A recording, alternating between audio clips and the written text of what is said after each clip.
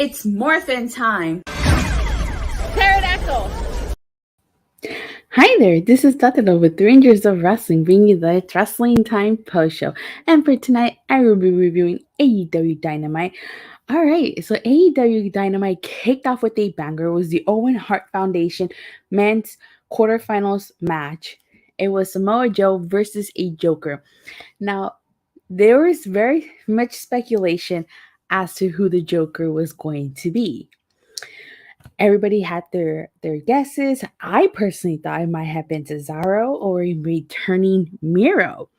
Little did it cross my mind that this Joker would be this person. I mean, when I saw the screen and it said Johnny Elite, one of the first things that came to my mind was like Johnny Gargano, because you guys know Johnny Gargano used to call himself Johnny Wrestling. So I was like, it's Johnny Gargano? I was like, that he was one of my guesses too. But then out comes John Morrison, who was going by Johnny Elite. I was so shocked. I really did not expect this. I didn't even think, it didn't even cross my mind that John Morrison would be the Joker. I just didn't foresee him being the Joker. But what about you guys? Were you guys like shocked that it was John Morrison? Like, were you guys thinking it was going to be John Morrison? Or did you guys have somebody else in mind to be the Joker? Like, holy smokes. Like, they said this was the first time match between Samoa Joe and John Morrison. It was a battle of the West Coast because they're both from the West Coast. Michael 101591 saying John Morrison being the Joker was disappointing to me. Really? How come? Like, who are you expecting to be the Joker? Hey, though, I personally thought this was a great match. Like, I really did think it was a great match. I really like that cartwheel that John Morrison did, and then he did the kick to Samoa Joe. Then he did the 450 splash, and then the knee strike, but Joe wasn't enough. Joe kicked out. So at the end, Joe hit John Morrison with the open-ended hand shots. So this match didn't go the way I thought it was going to go. I had said that I thought Samoa Joe was going to lose this because of Sanjay Dutt, Jay Lethal, and Satam Singh. So it didn't go that route. And I guess it's because, I haven't seen any reports. I don't think it's official. So I don't think Johnny Elite is signed with I don't think he signed with AEW, because if he would have been signed, I still think Samoa Joe would have lost because of Sanjay Dutt, Jay Lethal, and Satan Sen. But because he didn't, it leads me to believe this was probably a one-time appearance. I could be wrong though. I'm just me pure speculating. Johnny Gargano, Claudio Cesaro, and yet we are getting the guy who was acting moist in WWE. One of my favorite things about this was that commentary. It was like calling him by his different names is John Morrison, Johnny Drip Drip, Johnny Impact, Johnny Mundo. And they call them all of his different names, which I thought was pretty cool and pretty hilarious. I didn't even realize how many names John Morrison had. Oh my god. It was a good match. Very good match though. At least I think so. I don't know. So I know some of you guys might have been disappointed. I wasn't necessarily disappointed. I was just shocked. Because like I said, I did not expect John Morrison. You see Johnny Elite, the first thing that comes to your head is Johnny Gargano. But all right. So then after the match, you had Sanjay Dutt and Jay Lethal attack Samoa Joe. You had Jay Lethal hit Samoa Joe with the pipe while Satim Sun was grabbing him. And then Trent Barrera, they all came out. So leads me to believe we might get a tag match somewhere down the line. But I wonder with next week being the go-home show 2 Double or Nothing, kind of leads me to believe, we might get a tag match. It's too, that's what I think. I think that had Jay Lethal, Sanjay Dutt, and Satan Sen caused Samoa Joe his match. Honestly, I think we probably would have gotten Jay Lethal versus Samoa Joe at Double or Nothing, but that's just me talking. Then we get the Hardy Boys and Young Bucks. So they start teasing this, and this comes into effect in Jeff Hardy's match. They start teasing that Jeff Hardy was medically cleared to compete because they weren't sure after that crazy dive in the Darby Allin match. The Bucks show up and say that Jeff Hardy is a shell of his former self. And Matt Hardy interjects and says that Brother Nero is I like that he called him Brother Nero. And correct me if I'm wrong, but I think that Matt Hardy called the Young Bucks Hardy Boy cosplayers, which I was like, ouch. But I really like the teasing of the Hardys and the Young Bucks. I still think the Hardys versus Young Bucks should be the Hardy Boys final match in AEW. Granted, I would love to see that match at Double or Nothing, but I honestly think it should be like the last match they have. I think it's too soon to do Hardy Boys versus Young Bucks, but that's just me. Then we get Konosuke Takeshita versus Hangman Adam Page. Wow, like good match. I actually really like this. Like I was really entertained. Like my eyes were glued to this match. I didn't take a lot of notes on this match. And that's how good this match was. But I really like that moonsault that Hangman did to Takeshita. Oh my god, that pile driver that Hangman did to Takeshita, I thought it was over right there and then. But now Homeboy kicked out. Now, we gotta talk about the ending. So CM Punk was on commentary, and like throughout the whole match, Hangman Adam Page was just like staring at him. And CM Punk kept telling him he needs to focus on the match. Oh my god, so like you guys know last week CM Punk did the buckshot lariat when he fought John Silver and won. This time around, Hangman Adam Page, not only does he do the buckshot lariat, but he does the GTS to Takeshita. So I was like, oh my god. But I don't know if it was just me, but it kind of seemed like he didn't get the GTS all the way. Like when he did the knee thing, the knee kick with the knee part of the GTS, like it looked kind of off a little bit. I don't know, it's just me. That's what I noticed. But yeah, to me, it just looked like it was kind of off a little bit. But it was still a good spot. Still good. I liked it. I enjoyed it. And then at the end, I really liked that stare down in the middle of the ring. I cannot wait for Double or Nothing. I cannot wait. It's going to be a good match. Very good match. All right. So, afterwards, we had a tag team match. It was Swerve Strickland and Keith Lee versus the Workhorsemen, Anthony Henry and J.D. Drake. I don't want to call this a squash match. I really don't. Because I don't want to feel like it was, but it kind of looks like it was, because this was a very short match. Very, very short, honestly. Awesome match it was. That stare down between Punk and Page was great. Yeah, definitely was great. But this match with JD with the Workhorseman was pretty short. There was really nothing to it. Just call it a squash match. It was. Yeah, I didn't want to call it that. I didn't, but that's what it was. A squash match. So obviously Keith Lee and Swerve Strickland won this.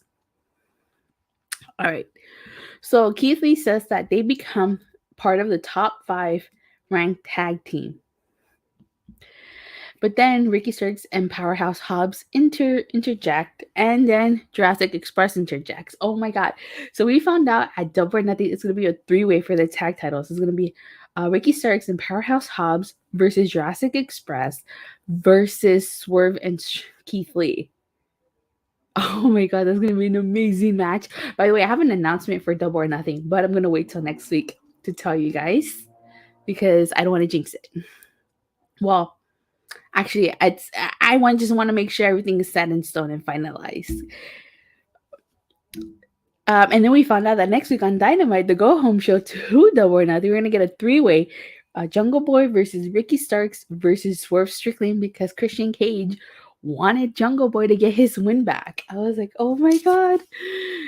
Keith Lee and Swerve Strickland make a good tag team together. Yeah, they do. Surprise, surprise. But I'm just really excited for this. I cannot wait. Oh my god. What match are you guys excited for? Looking forward to a Double or Nothing. So. All right. Then we get the Wardlow's 10 slashes. 10. It was not a perfect 10. One of the things that I thought was kind of, I don't want to say cringe, but it kind of was when MJF was like, he's no longer in the LI, no longer in Long Island. And now he's like regurgitating because he's struggling to say Houston. And it was kind of, it's like, okay. The crowd starts chanting a-hole. Yeah, we can all pretty much figure out why. So MJF was basically saying Wardlow cannot retaliate or else he's not gonna get that match. Awesome segment. It was, but Wardlow didn't flinch or nothing. So, they bring out Wardlow and stuff, and like he's still handcuffed and stuff, and like MJF starts whipping him, but Wardlow doesn't react to anything. He's just laughing. Then like he takes off like his jacket and stuff and he whips him again, but Wardlow's not reacting. And then Shawn Spears takes over and he's still not feeling anything. Then like MJF gives him a low blow and they start like whipping him even more.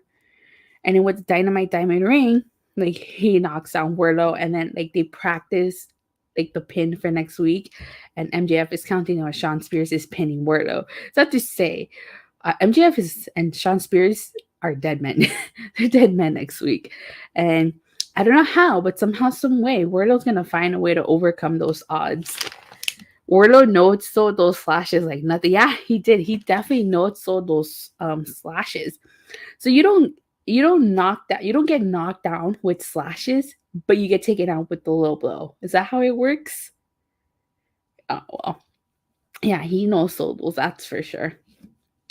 Then Roppongi Vice segment says that their Roppongi Vice is back together and they want to challenge FTR for the Ring of Honor tag team titles. Oh my god. Wow. Like, that's gonna be a good match. You think that'll happen at Double or Nothing, or you think that'll happen next week? Kind of seems like to come out of the blue. They should have like built this up.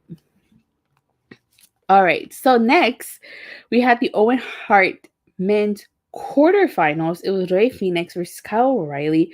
Oh my god! Like this was a banger of a match. A banger. So I don't know what I liked more, this one or the Rey Fenix versus Dante Martin. I think it will happen next week. Yeah, me too. Which match did you guys like better? Dante Martin versus Rey Fenix or Kyle O'Reilly versus Rey Fenix? These were both bangers of matches. I have to say this whole tournament to date has had nothing but banger of matches. At least I think so. Oh my god. Okay, so like that hurricanrana that Rey Fenix did to Kyle O'Reilly on the outside, kind of brutal. But I have to say, I have to give it to Kyle O'Reilly. He put Rey Fenix in a submission hold using the arm that he had dislocated.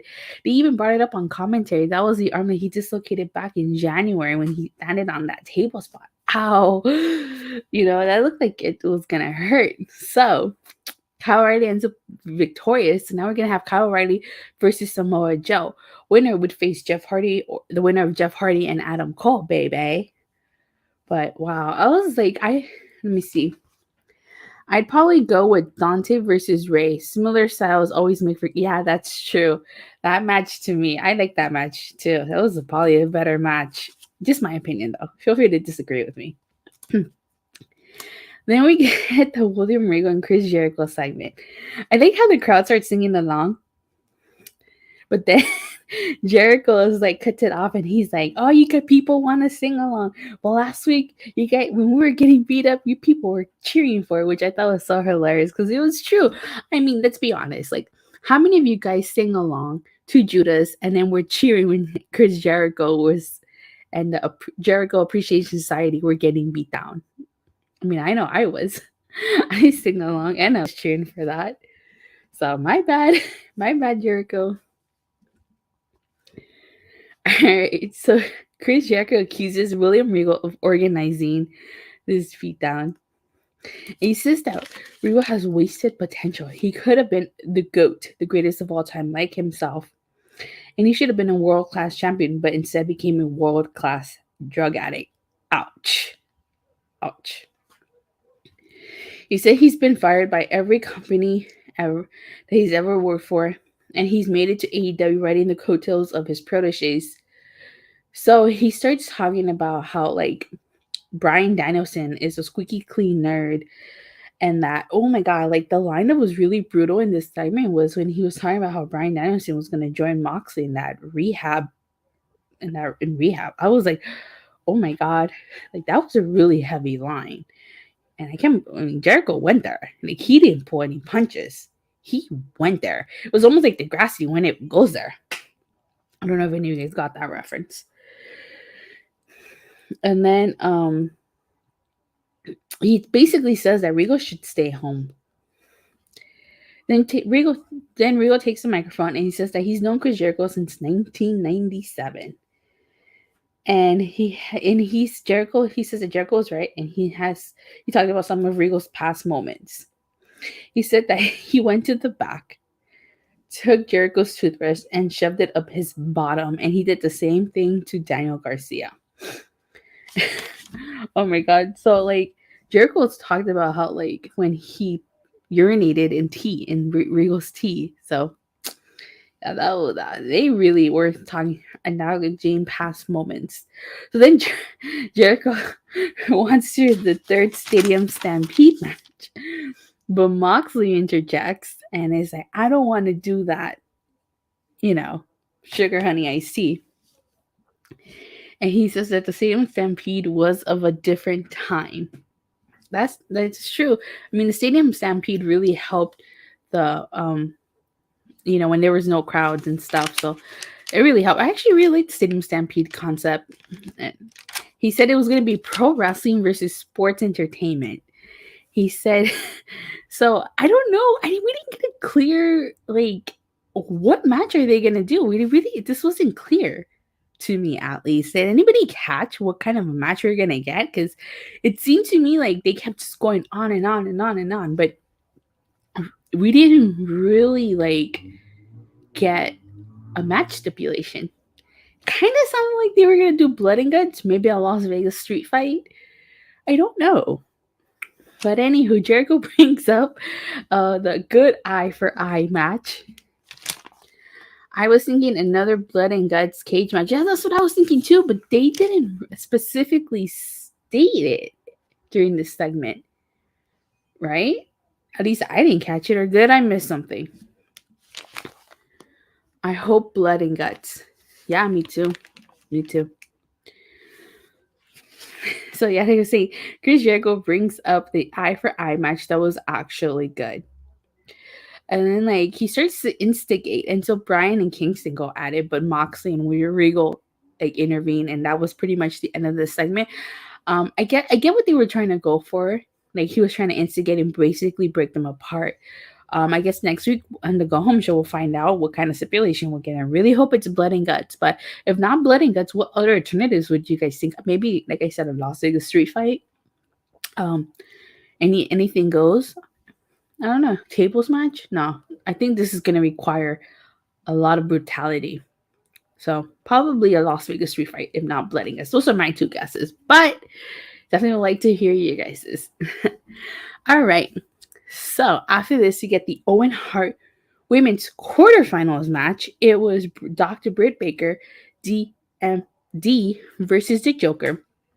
So for this one, I thought it was going to be Deonna Purrazzo, and it was going to be like the long-awaited dream match of Dr. Britt Baker versus Deonna Purrazzo. But then I was like, I don't want to see Deonna lose. I already saw her lose to Mercedes Martinez. Yeah, I don't want to see her lose again. So then I was thinking, okay, they're in Texas, so maybe Athena, formerly known as Ember Moon of the WWE. And it turned out to be Maki Itoh. Forgive me if I mispronounce your name. Maki Itoh. So I actually enjoyed this match a lot more than I thought I was going to. Maki is actually pretty entertaining, actually.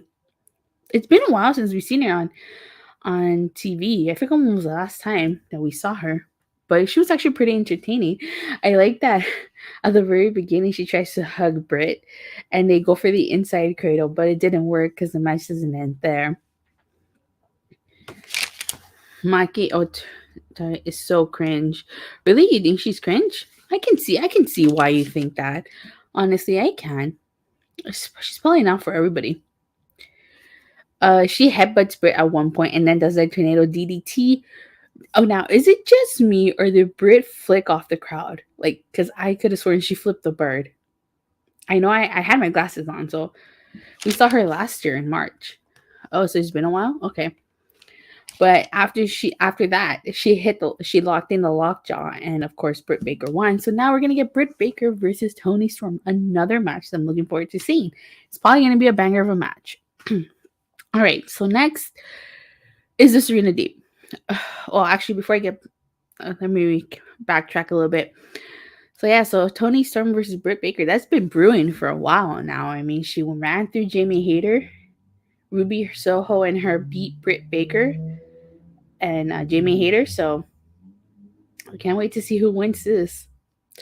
All right, so then we get the Serena Deeb segment. So I know a lot of people dislike this segment, but hey, so basically Tony Schiavone was talking about how like it's AEW's 3-year anniversary. I cannot believe it's been 3 years. Like 3 years went by fast. I remember watching the inaugural Double or Nothing here at my house and just ordering that pay-per-view and realizing how much fun it was. It was really, really fun. It was a fun pay-per-view. I actually enjoyed it. Probably one of the best pay-per-views I'd seen in a long, long time. And I cannot wait. Next week's the go home show. Once everything is finalized by this week, I'll definitely let you guys know what's going to happen for a Double or Nothing weekend. Michael 101591 saying that promo was awesome. Really? Yeah. I know some people didn't like it, but Serena Deeb basically interrupts Toni. And she has a bone to pick with him because he said last week that she didn't think she could beat Thunder Rosa. Then she also calls out Dustin Rhodes. And she says that he's the poster boy of failure, and that it was hard to be a woman during her era. She didn't get any respect. She put implants in her body to satisfy old perverts, and she said that she still doesn't get any respect. And she shaved her head because she really wanted to do this, and still no respect. So she's alluding to the fact when she joined Straight Edge Society, which alongside CM Punk and Luke Gallows, and how she shaved her head. She did, but it really didn't get her anywhere because she was released too. The breast implants I didn't know about. So she slaps Dustin.